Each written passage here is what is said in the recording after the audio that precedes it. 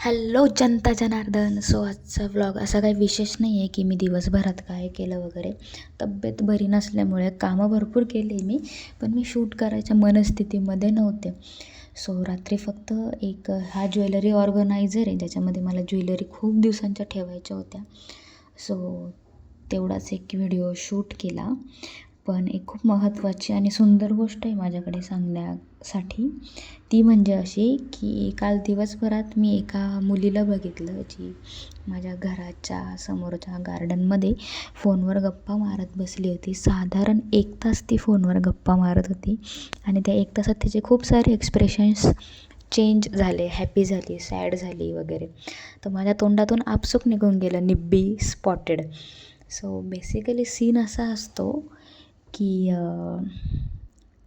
हा आपला माइंडसेट आहे की हे तासनतास फोनवर बोलता येतं, ते निब्बे झाले, हे झालं, ते झालं. पण ते खरं तर तसं नसतं. रिलेशनच्या सुरुवातीच्या स्टेजमध्ये खरं तर हा वेळ आपल्याला एन्जॉय करायला मिळत असतो. तासनतास फोनवर बोलायला बरंच काही असतं. त्याच्यानंतर रिलेशन जुनं होत जातं. मग आपण आपल्या पार्टनरला टेकन फॉर ग्रांटेड घ्यायला लागतो.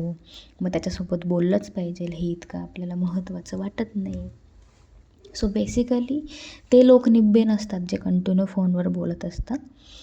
आपण लोक कुठेतरी जेलस होत असतो कारण ते सुख आपल्याला मिळत नसतं.